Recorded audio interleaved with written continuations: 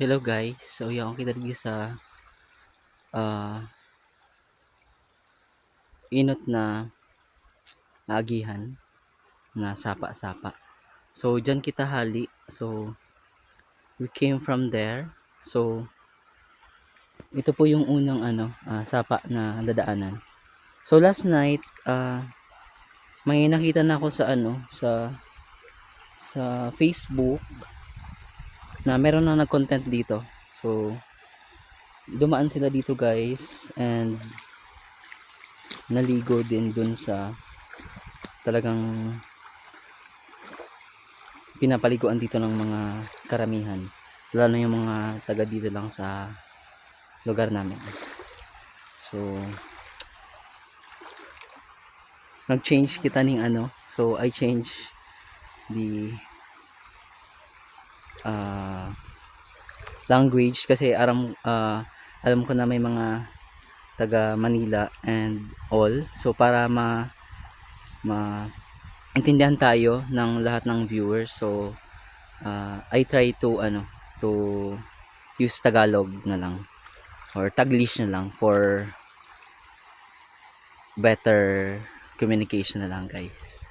So yun, kung makikita nyo doon sa ang ganda ng kulay ng so FYI lang, so wala tayong ginamit na filter during this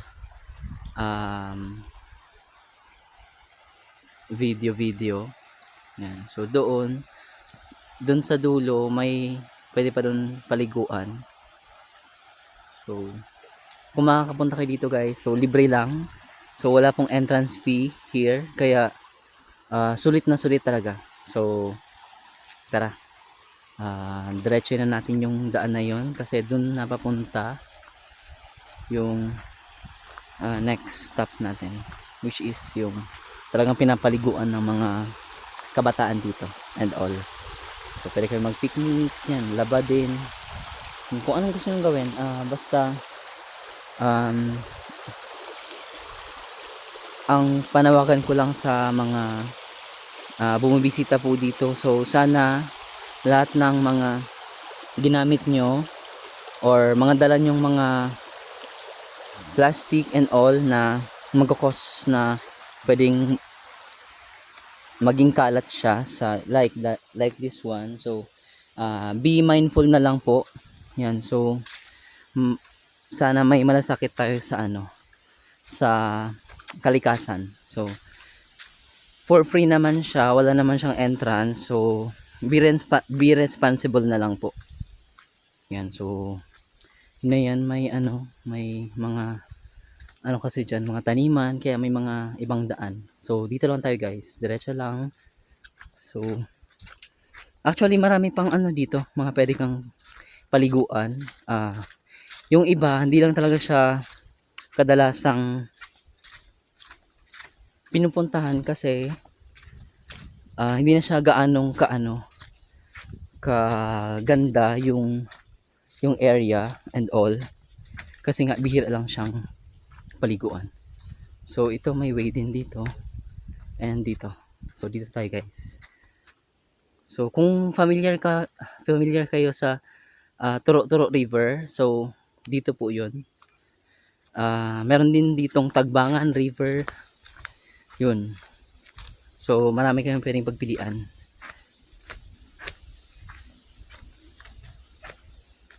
Yan. So kaway-kaway na lang, shout out na lang sa mga nakakakilala and sa may alam ng lugar na to.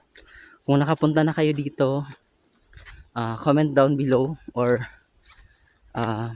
para ma-shoutout ko kayo for my next contents and all. So itong way na to guys, yun, may daanan dyan.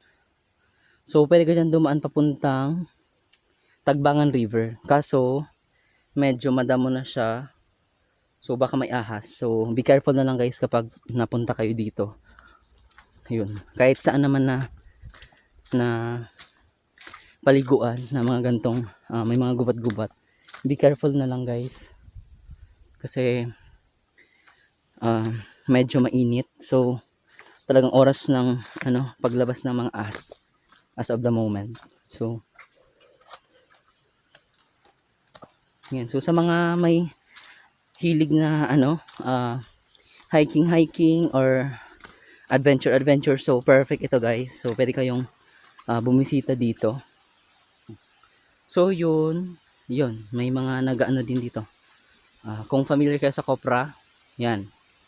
So yan yung place or yung pinag-aasikasuhan nila ng mga Copra.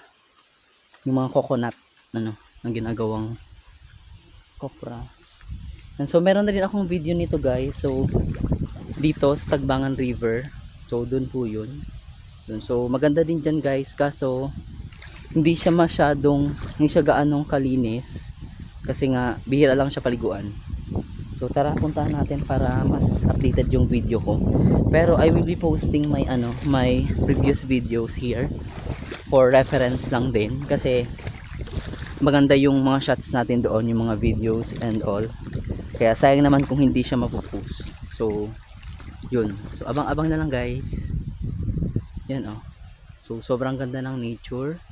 So be mindful and irespeto natin yung kung ano sana yung nadatnan. Kung halimbawa may mga basura, so pwede nating pag malasakitan yung kalikasan kasi kung yan tulad nito recyclable waste siya, kaso yan tinatapon lang dito and yun. So dapat maging responsable po yung mga tao na kahit saan man na lugar, kahit hindi dito sa lugar namin. So yun, malasakit ba? Kasi yan yung isa sa mga cause kung bakit bumabaha sa mga syudad and all, kasi bumabara po yan sa mga drainage. Yun. Ay, malinis siya guys for today's video. So maganda siya kasi parang may mga nagpicnic ata dito baka nung mga last weeks, hindi ko lang sure kasi medyo yung mga nasa Manila na taga rito, so parang umuwi na sila. So shout out sa mga nakauruli na mga taga Bicol na haling Manila. So tara, kararigos kita rin guys. Madyan na. Ayan, malinawan ang tubig. Tapos ini nagibusin daling something na para pwede ka magbabad-babad dyan. Kasi ini ang magayon ng guys ini. So very attractive siya. So pwede ka dyan mag picture. Yun, doon din. So careful na lang sa mga unnecessary things or mga wild animals like snakes. So ang ganda ng hangin. So very refreshing siya and all. So talagang pwede ka mag-relax dito guys. And kung makikita nyo yung place, yan ang hangin guys. Thank you Lord sa libreng hangin. We are so grateful na hindi mo yun pinagkakait sa amin. So yun. Yan. So dito na yun guys yung part na pwede ka maglangoy-langoy kasi malalim dyan sa part na yan. Tapos yan kung makikita nyo ang ganda ng tubig. Ay wow, nakakaakit siya guys. So wala masyadong naliligo kaya yun, malinaw siya. Kaso ang problema dito, mabilis siyang lumabo or ang tawag ba dun sa Tagalog, ano bang ibang term para mas maintindihan? Hindi kasi bato yung ilalim niya, parang buhangin ba, or parang ang tawag kasi dito sa amin parang dalnak siya ang ilalim kasi yung mga dahon na napunta na diyan sa ilalim, parang yun yung parang madulas siya kapag naapakan mo siya, kapag once na sinisid mo, kapag pumunta ka diyan sa ilalim, kapag nagsisid ka. So yun. Tapos dun guys, dun sa may mga kahoy na yun, yung pwede ka dyan umakyat, tapos pwede ka dyan tumalon. Kaya siya tinawag na tagbangan kasi from the word tagbang, ang tagbang is talon. So yun, kaya siya tinawag na Tagbangan River. So magayon yan dyan guys, ang ganda ng place yan. Pwede kayong mag prurip mag sisid Yan. So, igdiyo dati, tig-ayos ni kang mga nag-aaral no, para mas ikaw pa din pwede pang langoy-langoy yan or babad-babadan. Kaso, kapag nagbabaha, kapag bumabaha guys, so natatanggal, nawawala siya. Kasi hindi siya naka-fix since in-arrange lang siya ng mga bumisita dito. Yan, so, yan o, ganitong, ganito yung sinasabi ko. Yan o, bumili sila ng chichirya and all. Tapos, iniwan lang dito. So, kawawa naman yung yung nature. Kasi, ayan yung sinasabi ko. May mga dahon sa ilalim. So, kaya mas maganda kapag di ka na dyan, tumapak. Yung swimming lang talaga. Tapos doon sa dulo, bato naman yun guys, doon. Hindi na tayo makakababa dito kasi parang siya, parang style kumunoy, pero mababaw lang naman. Parang putik siya. Yun, parang putik in short. Kaya madali siyang lumabo, madaling lumabo yung tubig. Pero maganda pa rin naman doon sa part na yun kasi lalo na doon, yan, doon. Kasi bato na karamihan yung ilalim niya. Kaya magandang mag-swimming dito guys. So, madya na, tara na. So, swimming kita dito guys. Doon sa dulo, pwede pa naman ata dito. Kaso hindi pa siya masyadong malinis since wala nang napunta or nabisita. So, yun, pwede din dito. Kaso malumot and all. So, kailangan pa siyang linisan. Kaya yan oh. Diba ang ganda? Ito. Saan yun? Guys, may bilog guys? Ayan. May bilog talaga siya. Duman. Ito. Ano yan? Yan, so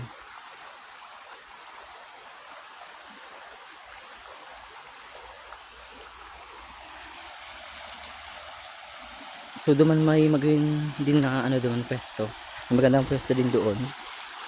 So yun ay malinaw siya guys. Pwede ka ligbi and all. Kita may tao ba? Medyo lang, dapat may mga kasama kayo dito na talagang nakakaalam nitong lugar. So sa mga next videos ko, may hanapin tayo dito guys na kuweba daw. Kasi yun ay maganda nga dito guys. Yun oh. Yan, so hindi yan dito masyadong magiging malabo kasi bato yung ilalim niya. Yan oh.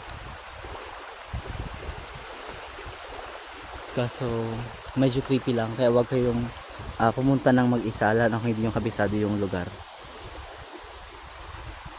Ganyan guys, oh, ang ganda ng langit.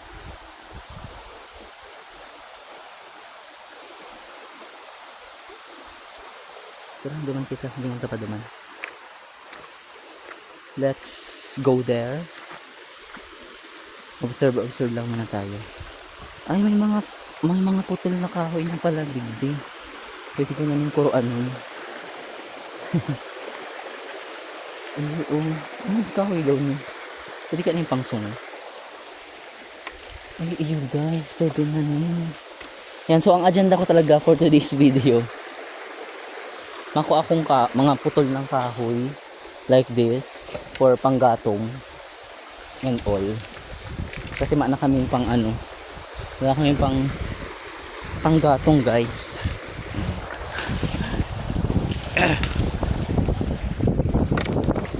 Yun, so may mga putol na so advice ko na lang din dahil na lang kita magpara purutol ng kahoy kung ano tong mga available like this one, kung pwede pa siya, so yun na lang yun yung kunin. Pwede pa naman yan pang gatong kasi iwasan natin magputol ng kahoy kasi isa din yun sa cause kung bakit bumabaha since wala na mag-hold ng mga lupa, kaya gumuguho ang lupa guys sa mga kabukiran. So ang ganda din pala dito. Ay, wait lang, tara, duman pa kita sa puro. Puntan pa natin yun guys doon. Dun sa may green part. Ang ganda siya. Ganda niya. Ang linaw din ng tubig. Like this. So, tara, ngayon kita rin. Careful na lang sa mga ano.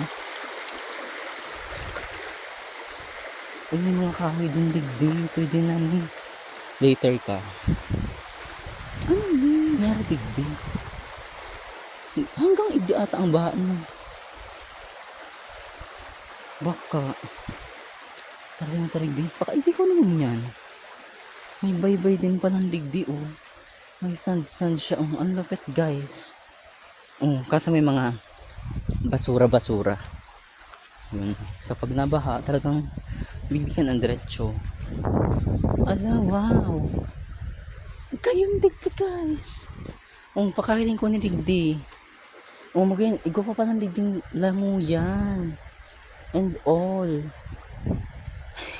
Yan, so napapa-in-all talaga ako guys. So shout out kay Konyo Bicolano kasi siya talaga ang promotor kaya and all na yan. So shout out sa imo brother. So proud Bicolano here. Magayon digdi guys, may garo isel siya sand.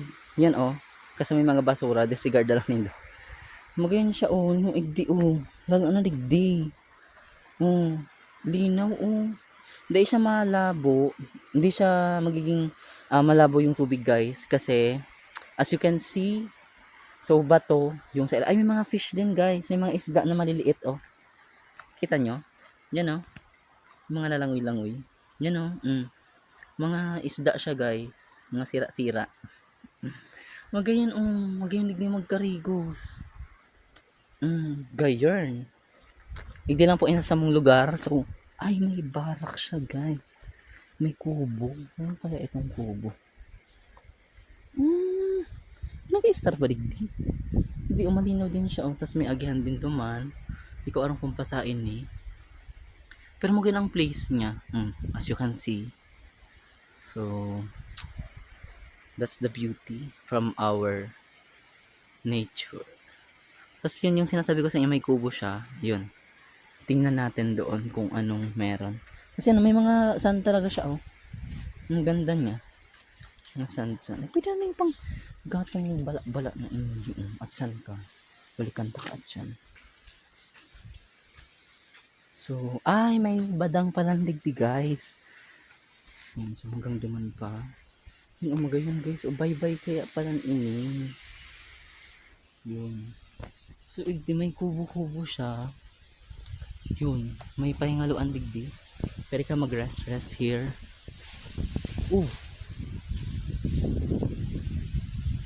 Yun. Ay, may taniman pa lang kaya digdi. And all. Yan, so makikita nyo guys.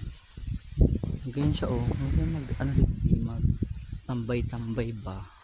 Doon ata na isa kinarigusan ko na dati. Wait lang. Let's sirip here. Nagiging Konyo Bicolano na kulig niya. So shout out talaga kay Konyo Bicolano. So one of my idol content creator, vlogger, yun and all, kung ano pa man ang pinagkakaabalahan. So shout out sa imo bro, mga broski, kabroski, shout out sa mga kabroski. So mahiling nyo guys, malinaw pa digdi yun, pwede pa lang digdi magkarakarigos pa. Tapos ay oo nga, digdi talaga to. Ito nakarigusan ko na dati. Tara, hindi yun. Ay may mga pangsungod din ini pala pa guys. Sayang pa igdi talaga itong pinarigusan ko. Igdi. Yan hindi na kita makababa guys kasi medyo baka madaros-daros kita. Pero duman sa mga rock duman magayon siya So balik na kita duman kasi medyo nakadigdi na kita sa gubat-gubat guys. So let's go back there kasi ay yung mga unlong guys ko anong kulugod niyo yung panggatong-gatong din madali yung kalakaga ni tubig. Magadong ko na gano'n. Pagad po. Mga unlong and all. Yung pala pa ako talig yung magayon din ini next time para maninigan digdi sa Gara Garden na inyo. Yun ini guys, pwede ning pang ano, pwede yung pang yan, ini. Panggatong din ito. Pwede na tong magpakulo ng tubig. Yan. So careful na lang kapag punta kayo sa mga ganito. Ano kaya ninyo? Ay, tabog ata. Hindi na daw yan. Masala naman kayo dyan. So sana may yung halas. Oh, may pahingaluan pa lang talaga digdi oh. So observe ta baka may sawa digdi guys. Pwede ka magtukaw-tukaw digdi. And all. Tapos yun. Swimming ka there. Magayon talaga digdi. So yun talaga to.